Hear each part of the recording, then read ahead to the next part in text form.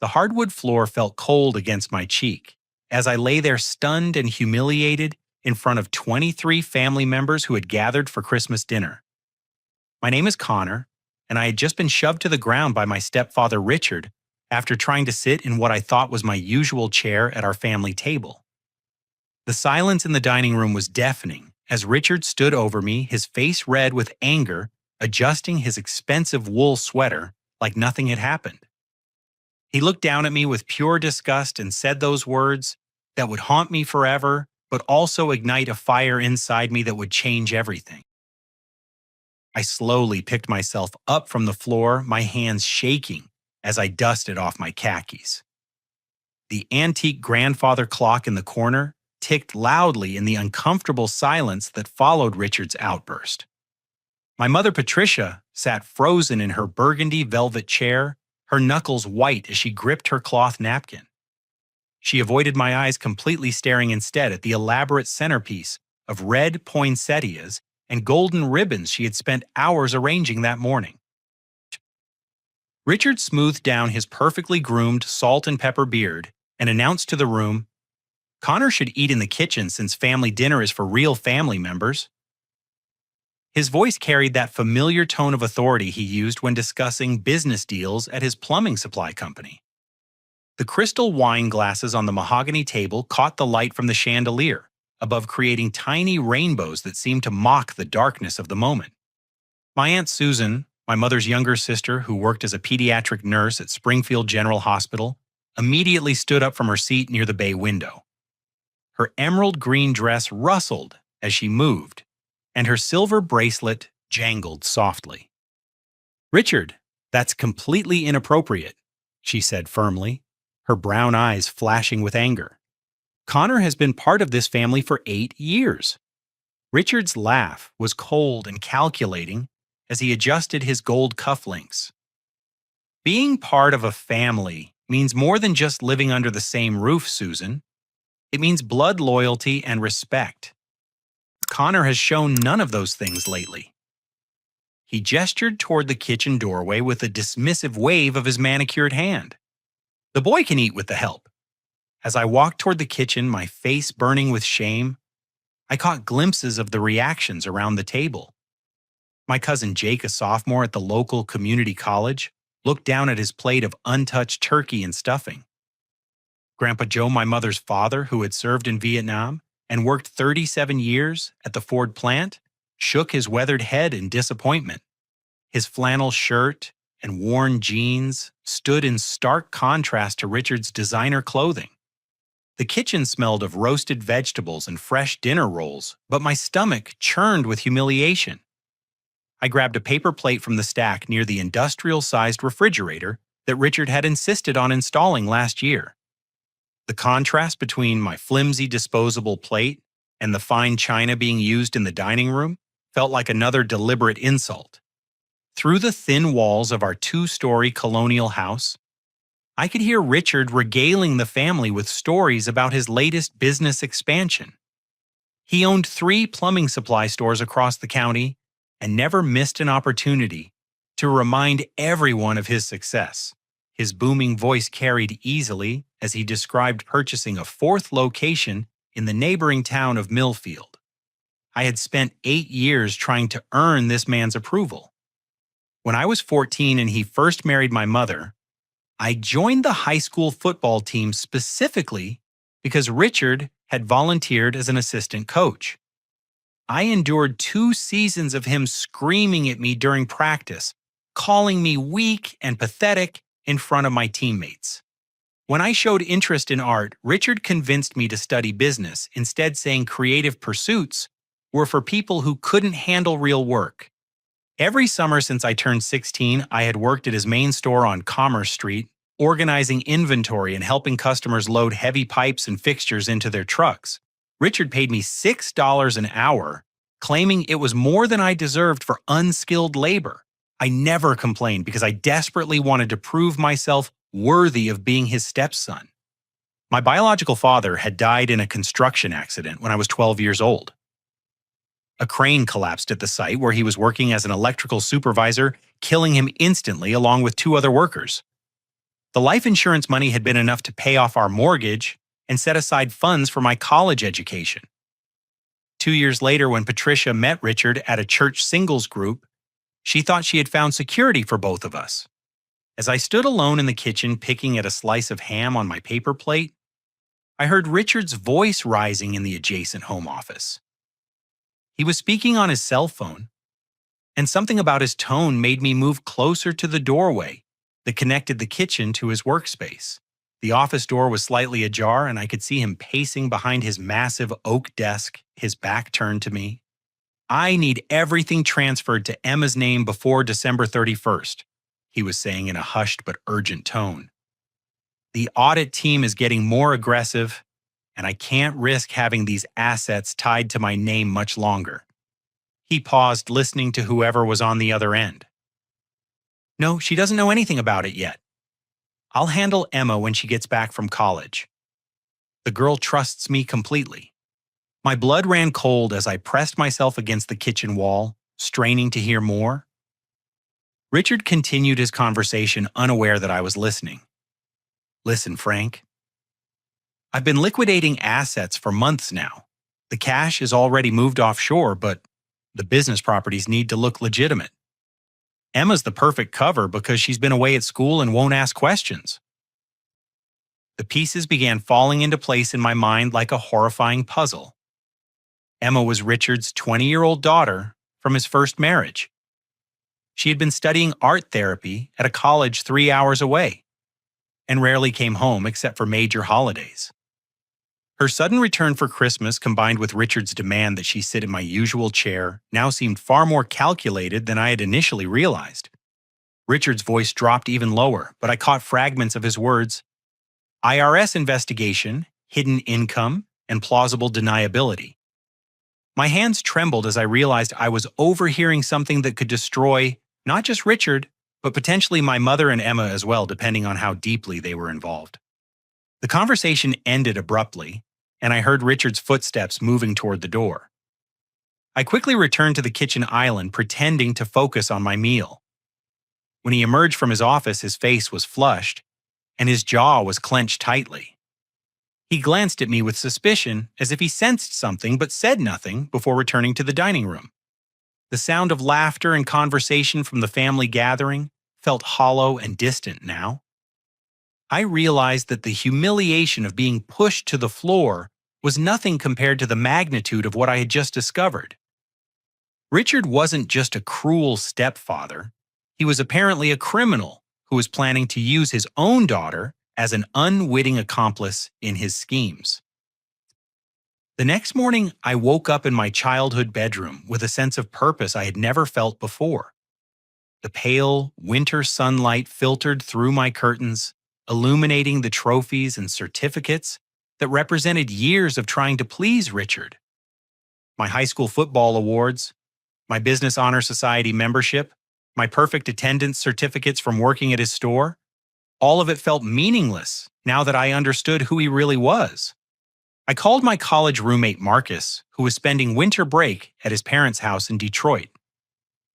Marcus was a computer science major with a talent for finding information that others preferred to keep hidden. When I explained the situation, his response was immediate and supportive.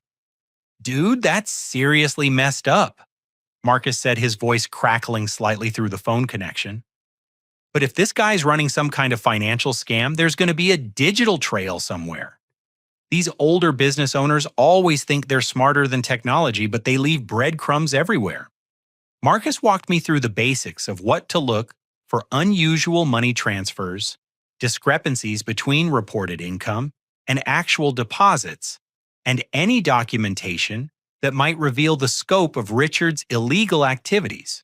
He also taught me how to use remote access software to examine Richard's business computers without physically being present. That afternoon, I volunteered to help with inventory at the main store, something I had done countless times before. Richard seemed pleased that I was taking initiative, especially after the previous night's confrontation. "Finally showing some work ethic," he commented as he handed me the keys to the warehouse section. "Maybe there's hope for you yet." The irony of his words wasn't lost on me, as I spent the next 4 hours carefully examining financial records and business documents. What I discovered was far worse than I had imagined during that overheard phone conversation. Richard's plumbing supply business was essentially a front for an elaborate tax evasion scheme that had been operating for at least 5 years. The legitimate business income was being systematically underreported to the IRS. Richard would record only about 60% of his actual sales, keeping the rest as unreported cash income. He accomplished this by maintaining 2 sets of books, one for official purposes and another that tracked his real earnings. The difference was staggering. Richard was probably evading taxes on nearly $400,000 per year in hidden income. But the tax evasion was only part of the scheme. Richard had also been paying many of his employees under the table, avoiding payroll taxes and workers' compensation insurance costs.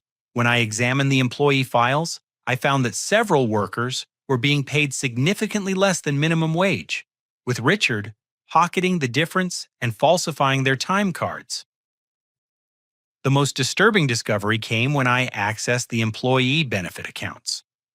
Richard had been collecting workers' compensation insurance premiums from his employees' paychecks, but had never actually purchased the coverage. If any of his workers were injured on the job, they would discover that their insurance was non-existent. As I dug deeper into the financial records, I found evidence of another betrayal that hit much closer to home. The college fund that my biological father's life insurance money had established was supposed to contain nearly $68,000. According to the bank statements I found hidden in Richard's desk, the account now held less than $12,000. Richard had been systematically withdrawing money from my education fund and funneling it into his personal accounts. The documentation showed that Richard had forged my mother's signature on numerous withdrawal authorizations. Since she was listed as the account custodian until I turned 21, her signature was required for any major transactions. Patricia had been unknowingly signing away my future while trusting her husband to handle the family finances. My hands shook as I photographed document after document with my phone. Each piece of evidence revealed another layer of Richard's deception and greed. He wasn't just stealing from the government or his employees, he was stealing from his own family. That evening, I contacted Detective Ray Morrison, who had worked with my biological father at various construction sites before joining the police force. Ray had been a pallbearer at my father's funeral and had stayed in touch with our family over the years. When I called him, I could hear the concern in his voice immediately. "Connor, I'm glad you reached out," Ray said when I explained the situation. "We've actually had our eye on Richard's businesses for several months now. The IRS contacted us about some irregularities they noticed during a routine audit. They've been building a case, but they need more concrete evidence to move forward." Ray explained that federal investigators had been trying to get someone inside Richard's operation, but his employees were too scared to cooperate. Richard had a reputation for ruthless retaliation against anyone who crossed him, including threats to destroy their employment prospects throughout the county. "But you're in a unique position," Ray continued. "You have access to the business records and the family's financial information. If you're willing to work with us, we might finally be able to bring this guy down." The thought of betraying my mother's husband, even knowing what he had done, felt overwhelming at first. But then I remembered the contempt in Richard's voice when he called me illegitimate. The years of psychological abuse disguised as discipline, and the workers who were being cheated out of fair wages and benefits they had earned. "I'll do whatever it takes," I told Ray. "But I need to make sure my mother and Emma don't get hurt in the process. They're innocent in all this." Ray assured me that the investigation would focus on Richard's criminal activities, not on prosecuting family members who had been deceived. He arranged for me to meet with a federal agent who specialized in financial crimes, and we began planning a strategy that would protect the innocent while ensuring that Richard faced justice for his actions. As I lay in bed that night, listening to the sounds of my mother and Richard arguing in their bedroom down the hallway, I realized that the boy who had been humiliated at the Christmas dinner table was beginning to transform into someone stronger and more determined. Richard had underestimated me, completely assuming that I would remain passive and grateful for whatever scraps of acceptance he chose to offer. But he was about to learn that sometimes the people you dismiss as weak are actually gathering strength, waiting for the right moment to stand up and fight back. The investigation was just beginning, and I was going to make sure that every person Richard had wronged would finally get the justice they deserved. 3 days after Christmas, I met with federal agent Sarah Chen at a small diner on the outskirts of town. She was a financial crime specialist with the Treasury Department, and her expertise in following money trails had helped convict dozens of white-collar criminals over the past decade. Agent Chen was professional, but warm, immediately putting me at ease despite the serious nature of our meeting. "What you've uncovered so far is impressive," she said, reviewing the photographs I had taken of Richard's financial documents. "But we need to establish a broader pattern of criminal behavior to ensure our case is airtight." She explained that successful prosecution of financial crimes required evidence of intent pattern and significant monetary impact. Marcus had driven down from Detroit to help with the technical aspects of the investigation. Using his laptop and specialized software, he was able to remotely access Richard's business computer network during off hours when the stores were closed. What we discovered was a sophisticated operation that went far beyond simple tax evasion. Richard had been running what amounted to a shell game with his business assets and personal wealth. He owned the 3 plumbing supply stores through a complex web of limited liability companies and partnerships that obscured the true ownership structure. When one business showed significant profits, he would transfer the money to entities that reported losses, minimizing his overall tax liability. But the most shocking discovery was the extent of his theft from employee benefits. Richard had been collecting Social Security and Medicare taxes from his workers' paychecks, but had never forwarded the money to the federal government. Over 5 years, this had amounted to nearly $200,000 in stolen payroll taxes. Agent Chen explained that this type of theft was particularly serious because it directly harmed the workers whose benefits would be affected when they tried to retire or claim disability. Several of Richard's long-term employees were approaching retirement age and had no idea that their Social Security accounts didn't reflect the contributions they thought they had been making. The investigation also revealed that Richard had been systematically defrauding his business insurance carriers. He would file false claims for damaged inventory, often claiming that perfectly good merchandise had been destroyed in warehouse accidents or weather-related incidents. The insurance payouts were then laundered through various business accounts before being transferred to his personal holdings. Marcus's technical skills proved invaluable when we discovered that Richard had been intercepting my college scholarship checks. I had received several merit-based scholarships during my senior year of high school, but none of the money had ever reached my education accounts. Richard had set up a mail forwarding service and had been cashing the checks himself using forged signatures and false identification. "This is federal mail fraud in addition to everything else," Agent Chen noted as she reviewed the evidence. Interfering with scholarship distributions is a serious federal crime that carries significant penalties. But perhaps the most disturbing revelation came when we examined Richard's plans for Emma's unwitting involvement in his schemes. Richard had prepared legal documents that would transfer ownership of all his business assets to Emma's name, making her the apparent owner of companies worth over $2 million on paper. The plan was brilliant in its simplicity and terrifying in its callousness. If the federal investigation intensified, Richard could claim that he was merely an employee working for his daughter's businesses. Any criminal charges would theoretically fall on Emma, who had no knowledge of the illegal activities. Meanwhile, Richard would quietly disappear with the millions of dollars he had hidden in offshore accounts. Agent Chen's expression grew grim as she reviewed the asset transfer documents. He's setting up his own daughter to take the fall for his crimes, she said quietly. Emma could face decades in federal prison for crimes she doesn't even know are being committed. The evidence also showed that Richard had been preparing to frame me as a potential conspirator.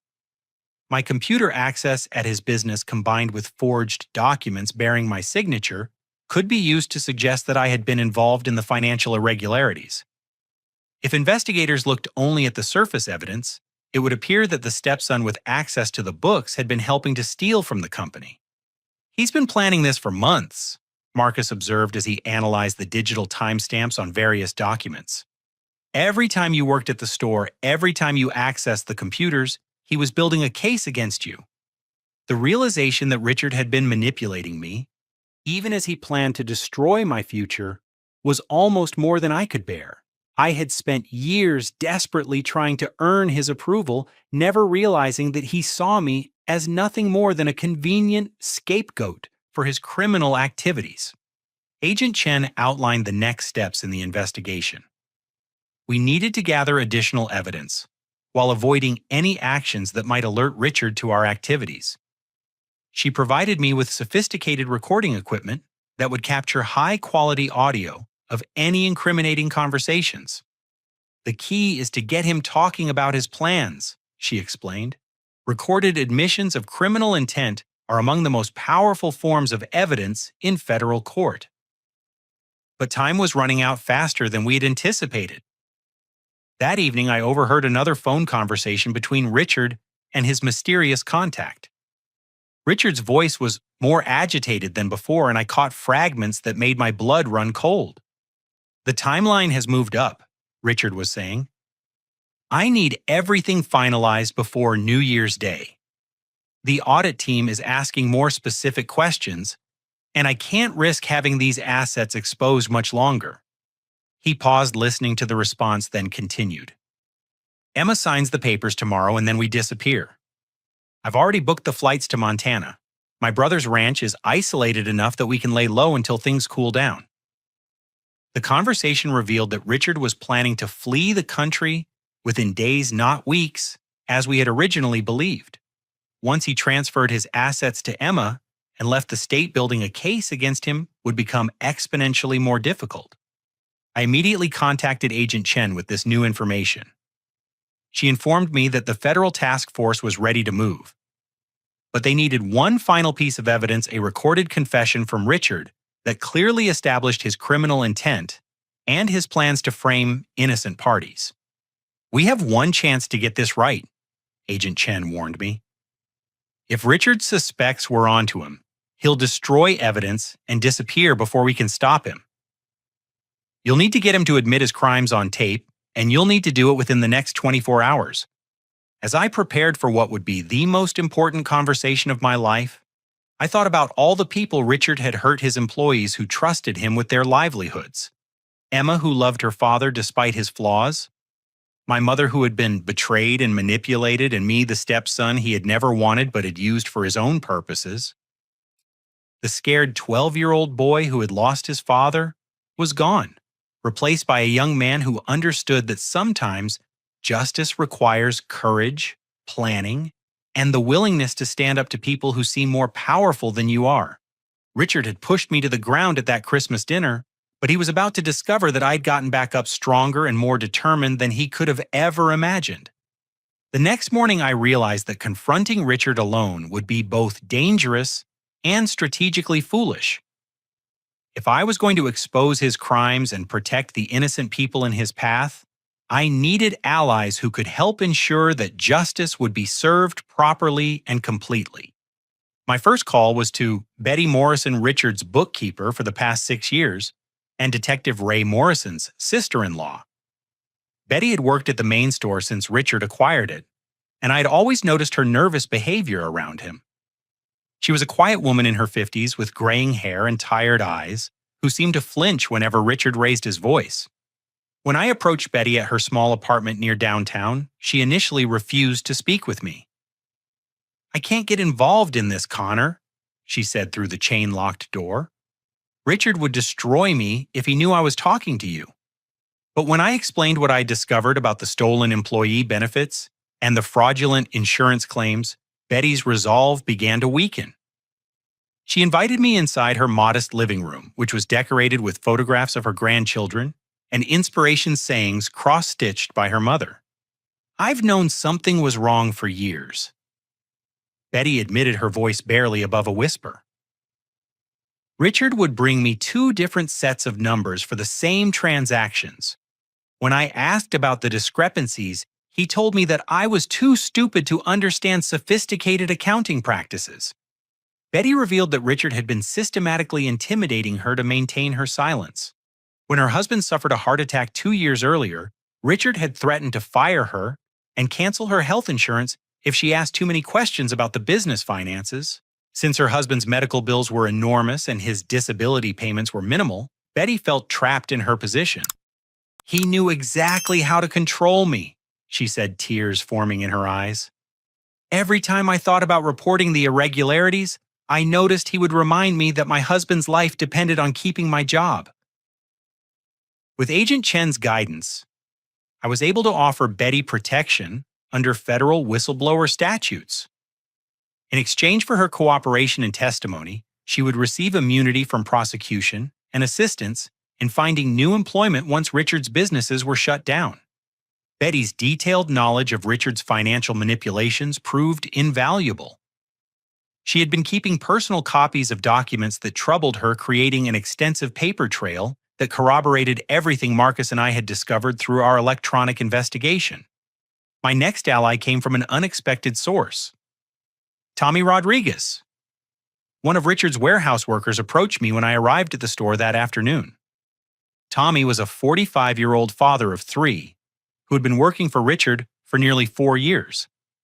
His weathered hands and sun-damaged face told the story of decades spent in manual labor.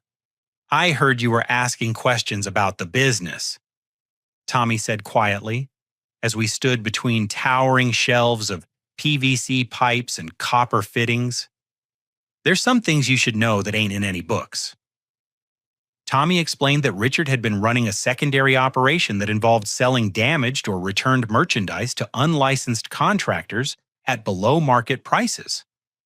These off-the-books sales generated substantial cash income that never appeared in any official records. The contractors paid in cash and received no receipts, while Richard pocketed the money without paying any taxes on it. He's got a whole network of guys who buy stuff from him this way, Tommy continued. Mostly people who work on smaller residential jobs and don't want to deal with permits or inspections. Richard supplies them with cheap materials and looks the other way when they cut corners. This revelation added another dimension to Richard's criminal enterprise. He wasn't just evading taxes and stealing from his employees. He was also contributing to dangerous construction practices that could result in building failures and safety hazards for homeowners throughout the region. Tommy had been documenting these transactions because he was worried about the legal liability of being involved in potentially unsafe construction projects. He had photographs of damaged materials being sold as functional equipment, records of cash transactions, and contact information for several of the unlicensed contractors. I got kids to think about, Tommy explained. If someone gets hurt because of defective materials Richard sold under the table, I don't want to be the one holding the bag when the lawyers start looking for someone to blame. Through Tommy, I was able to contact 2 other employees who had been keeping their own records of Richard's illegal activities. Maria Santos, who handled customer service and inventory management, had been tracking the discrepancies between actual inventory and reported stock levels. James Patterson, the assistant manager at the second store location, had documented Richard's practice of forcing employees to work off the clock during busy periods while still deducting full payroll taxes from their reduced wages. Agent Chen arranged for all of these witnesses to meet with federal prosecutors under protective circumstances. Each employee provided crucial pieces of evidence that strengthened the overall case against Richard while ensuring their own legal protection. But my most important ally turned out to be someone I had never expected to trust completely. Emma returned from college that evening, and I knew I had to make a decision about whether to reveal what I had discovered about her father's plans for her future. Emma was shorter than I remembered, with shoulder-length blonde hair and the same green eyes as Richard. She had always been polite to me during family gatherings, but we had never developed a close relationship due to the age difference and her absence during most of the years I lived in the house. I found her in the family room surrounded by college textbooks and art therapy materials. She was working on what appeared to be a research project about using creative expression to help trauma victims process their experiences. The irony of her studies wasn't lost on me, given what I was about to reveal about her father. "Emma, I need to tell you something important," I began carefully. "It's about your father and some things he's been doing with his businesses." Her initial reaction was defensive, which I had expected. "If this is about what happened at Christmas dinner, Connor, I'm really sorry. Dad can be harsh sometimes, but he doesn't mean anything personal by it." But as I showed her the evidence of Richard's criminal activities and his plans to transfer business ownership to her name, Emma's expression changed from skepticism to horror to determination. She was studying to become a therapist specifically because she wanted to help people who had been hurt by others. The realization that her own father was systematically victimizing his employees and family members was devastating, but also galvanizing. "He's been planning to make me responsible for all of this?" she asked, staring at the asset transfer documents. "He would let me go to prison for crimes I never even knew about." When I explained the federal investigation and the urgent timeline we were facing, Emma made a decision that surprised me with its immediate clarity and courage. "I want to help," she said firmly. "My father has been lying to everyone, including me. If he thinks he can use me to escape responsibility for what he's done, he's about to learn that I'm not the naive little girl he thinks I am." Emma's inside knowledge of Richard's personality and habits proved crucial in planning our final approach. She knew which topics would make him angry enough to reveal his true intentions, and she understood how to manipulate his ego into making him want to brag about his criminal cleverness. "Dad has always needed to feel like the smartest person in the room," Emma explained. "If we can make him think he's proven how superior he is to everyone else, he'll talk about things he should keep secret." With our alliance of witnesses, federal agents, and unexpected family support, we had assembled everything needed to bring Richard's criminal enterprise to an end.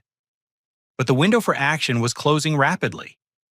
Richard had already begun the process of transferring assets to Emma's name, and his plans to flee to Montana were scheduled for New Year's Day, just 36 hours away. Agent Chen coordinated our final preparations, ensuring that all evidence was properly secured and all witnesses were protected.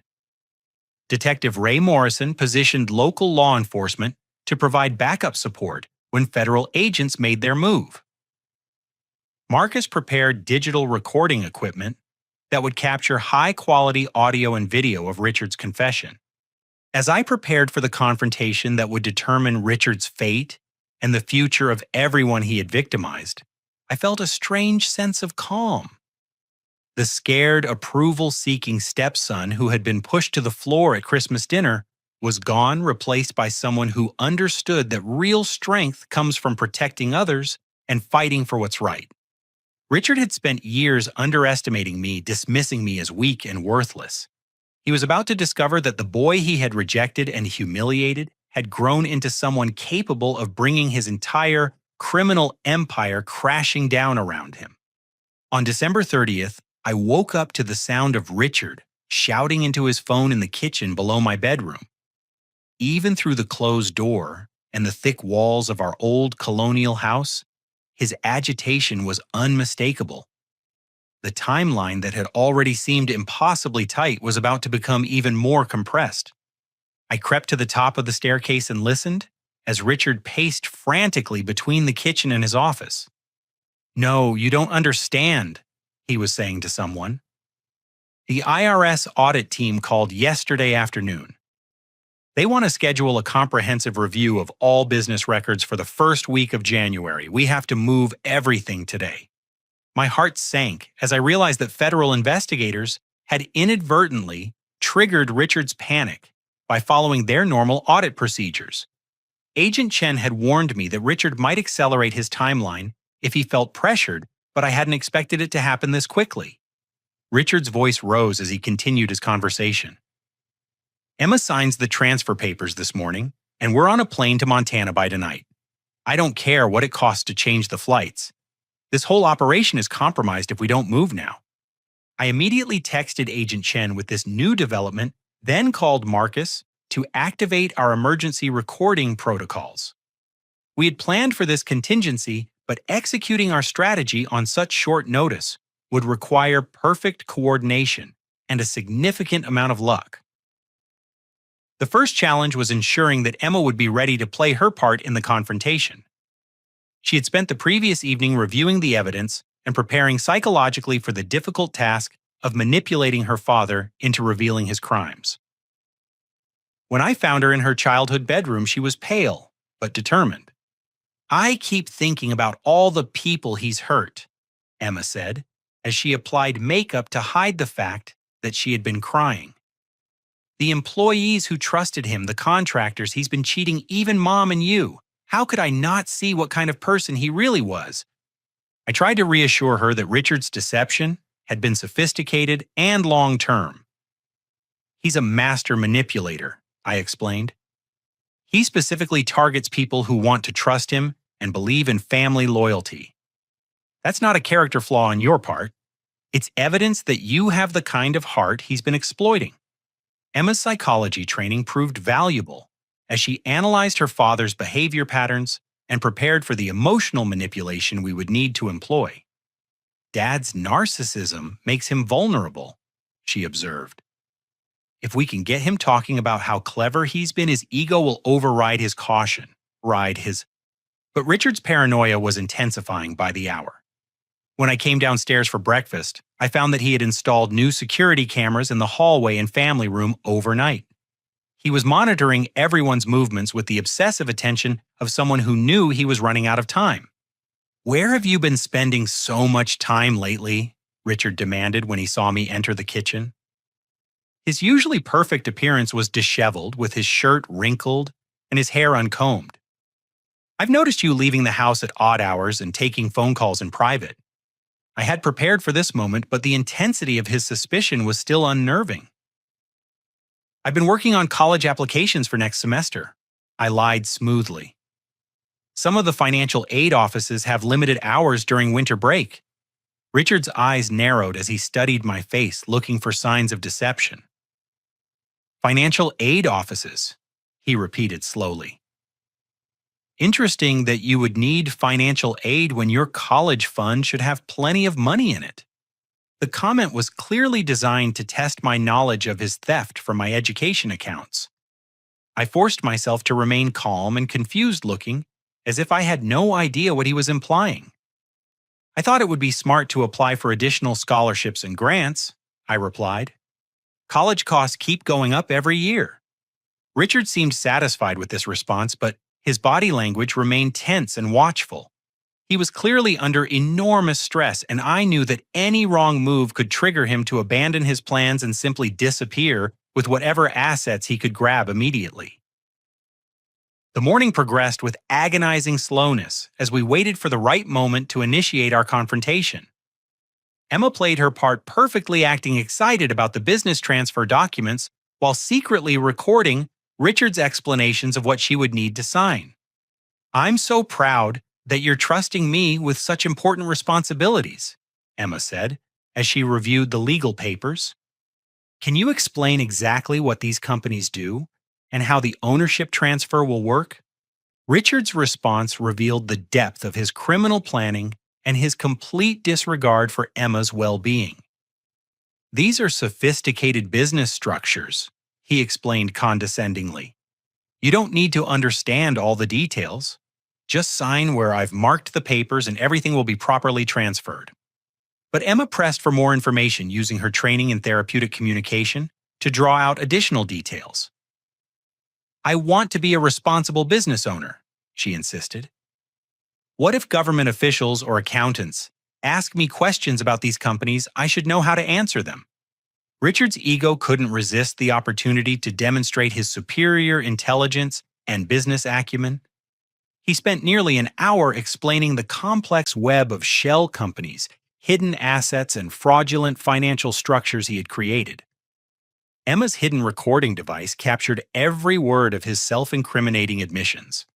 Meanwhile, Marcus was monitoring Richard's business computer networks and discovered that he had begun deleting financial records and employee files. The destruction of evidence was systematic and thorough, designed to eliminate as much documentation as possible before investigators could examine it. "He's wiping everything," Marcus reported via encrypted text message. "Bank records, payroll files, customer accounts, he's trying to eliminate the entire digital trail." Agent Chen responded by accelerating the federal task force timeline. Search warrants were prepared for immediate execution, and arrest teams were positioned near all of Richard's business locations. But we still needed Richard's recorded confession to ensure that the case against him would be airtight and that Emma would be completely protected from any potential prosecution.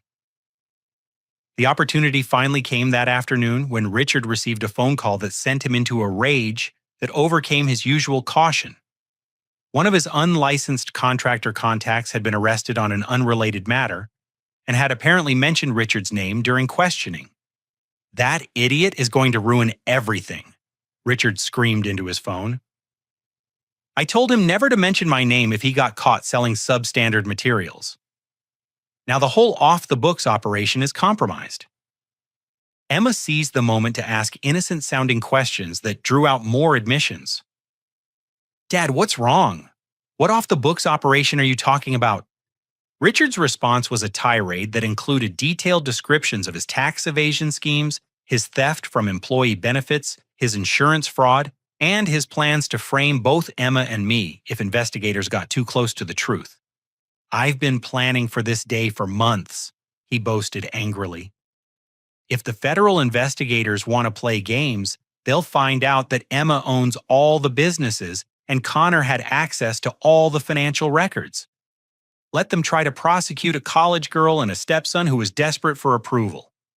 The recording captured everything we needed: clear admissions of multiple federal crimes, evidence of his intent to frame innocent family members, and detailed descriptions of his money laundering and tax evasion operations.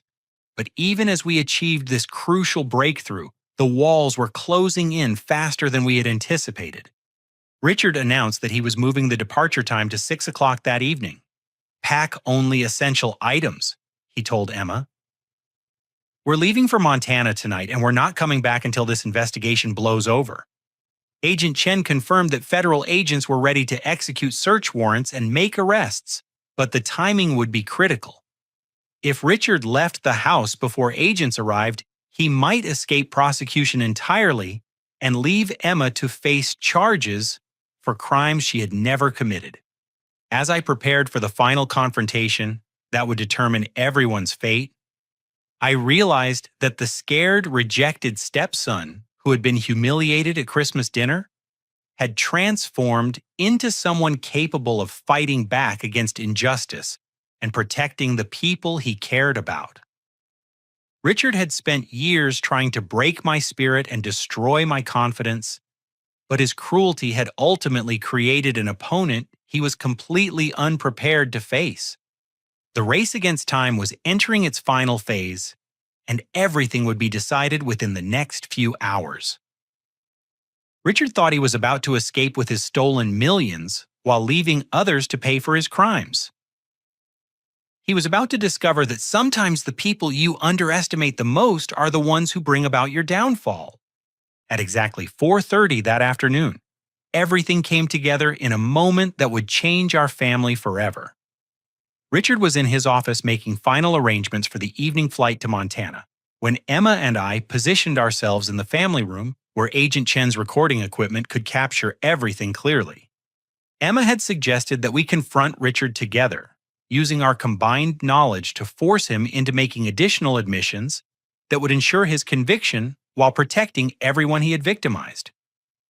The plan required precise timing and careful psychological manipulation, But Emma's therapy training and my intimate knowledge of Richard's personality gave us confidence that we could succeed. "Dad," Emma called out as she walked toward his office. "Connor and I need to talk to you about something important before we leave for Montana." Richard emerged from his office looking harried and suspicious. His expensive business suit was rumpled, and his usually perfect grooming showed signs of the stress he had been under. When he saw us standing together in the family room, his eyes narrowed with immediate wariness. "What do you two want?" he demanded. "I told you we're leaving in 90 minutes and I don't have time for family discussions." I took a deep breath and began the confrontation that I had been preparing for my entire life. "We know about the money you stole from my college fund," I said quietly. "We know about the tax evasion and the fake insurance claims, and we know you've been planning to frame Emma and me for your crimes." Richard's face went through a series of expressions: shock, anger, calculation, and finally a cold rage that revealed the true nature of his personality. "You have no idea what you're talking about," he said slowly. "And even if you did, there's nothing you can do about it."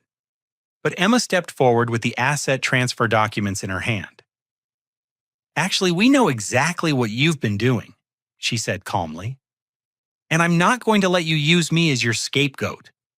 The recording equipment captured every word as Richard lost control of his temper and began revealing details that he should have kept secret. "You think you're smart enough to understand sophisticated business operations?" he sneered. "I've been running circles around federal investigators for 5 years while you were playing with dolls and finger paints." Richard's ego and anger combined to create a perfect storm of self-incrimination.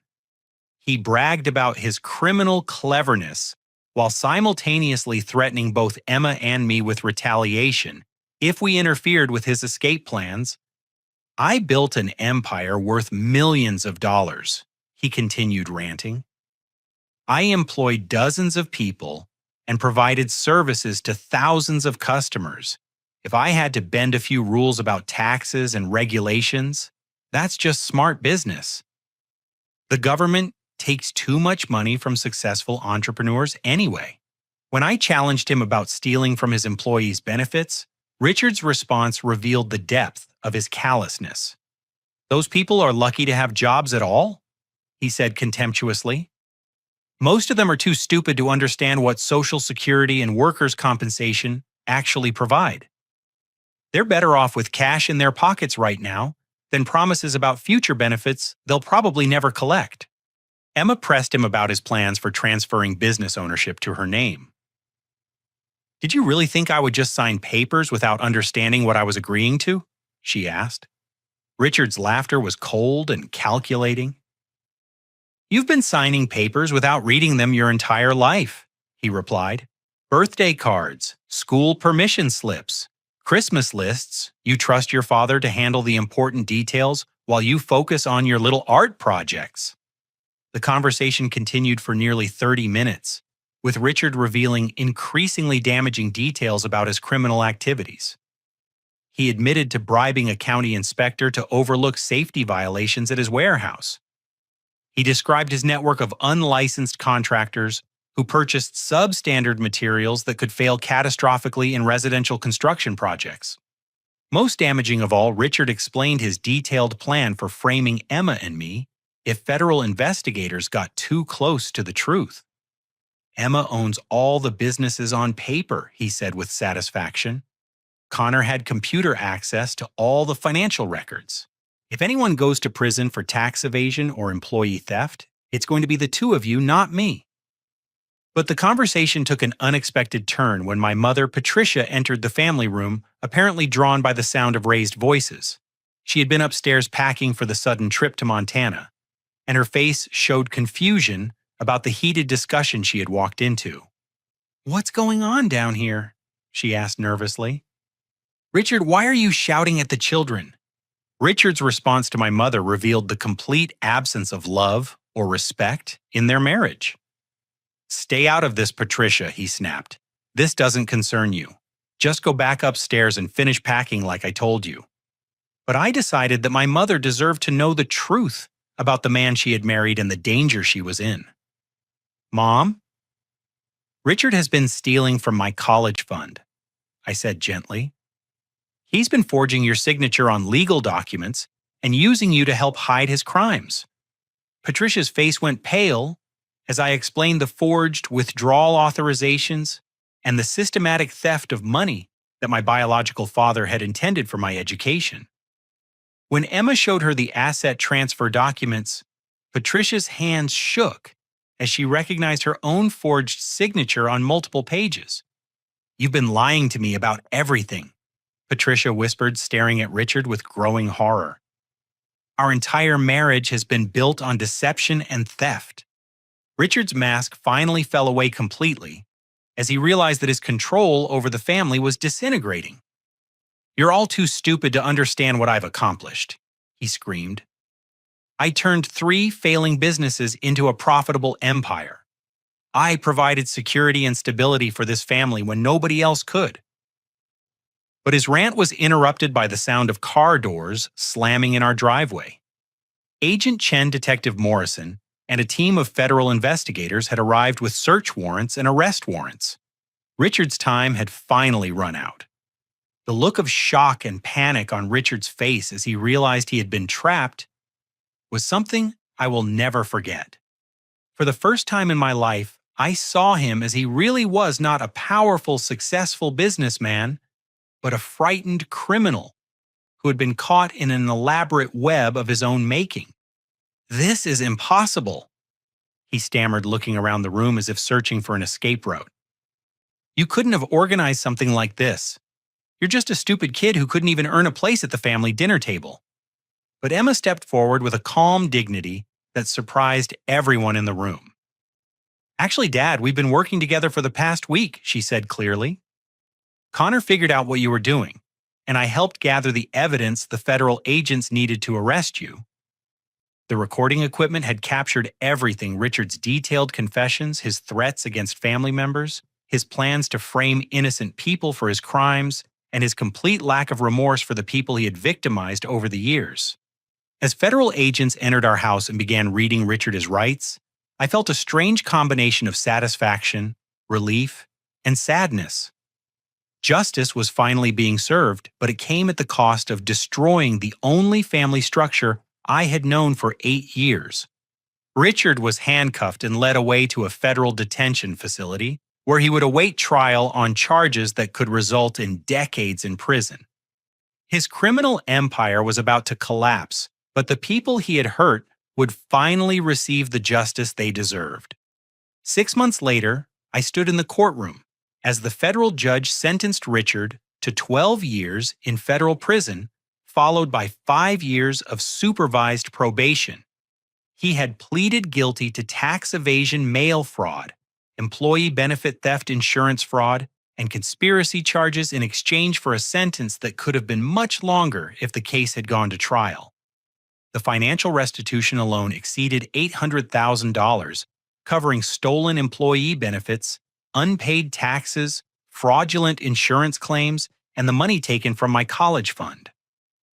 Richard's business assets were liquidated to pay victims, and his personal wealth was seized under federal forfeiture laws.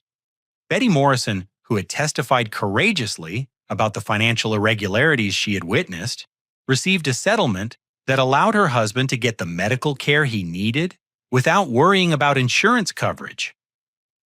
She found a new job with a legitimate accounting firm that appreciated her attention to detail and ethical standards.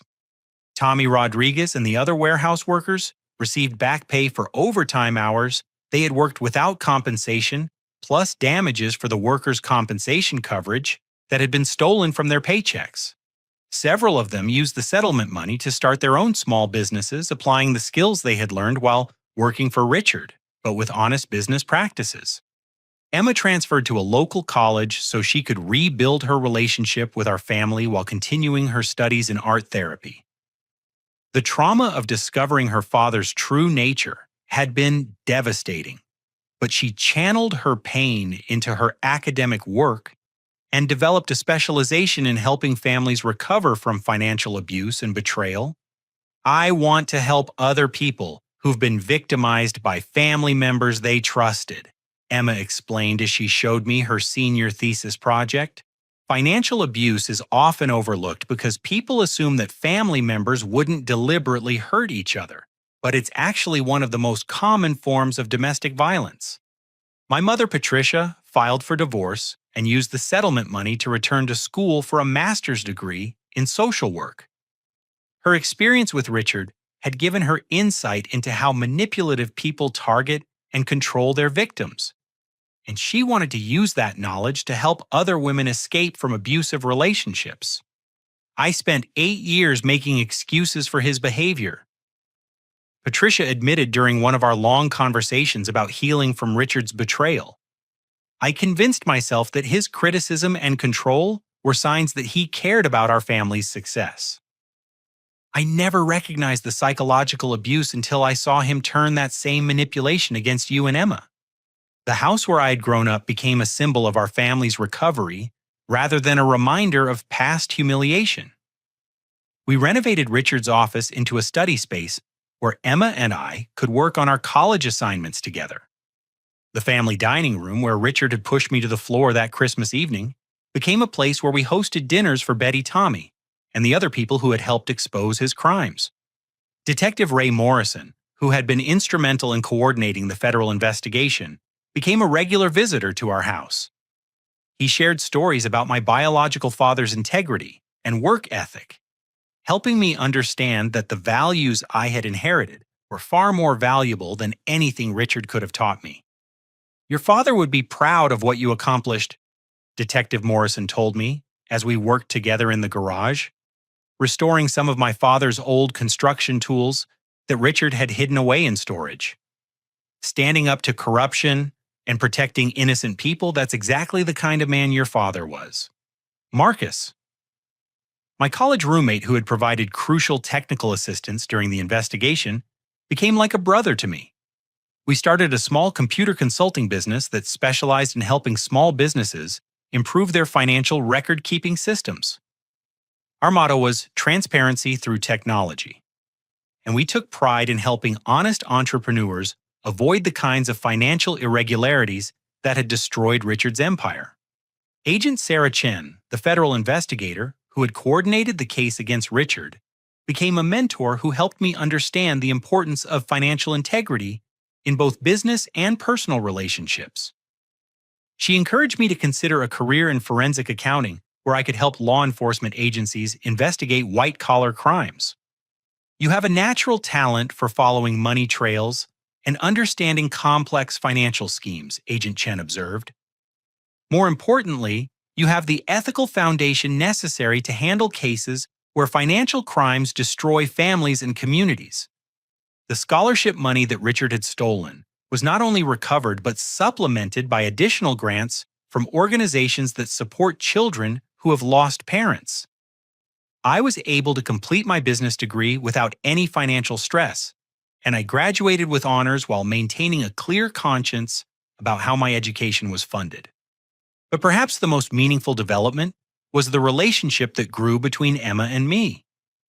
What had started as a strategic alliance to stop Richard's crimes evolved into a genuine sibling bond based on shared values and mutual respect. I always wanted an older brother, Emma told me as we prepared for her college graduation ceremony. I just never expected to find one in the stepbrother I had ignored for so many years. Richard tried to keep us separated because he knew we would be stronger together than apart.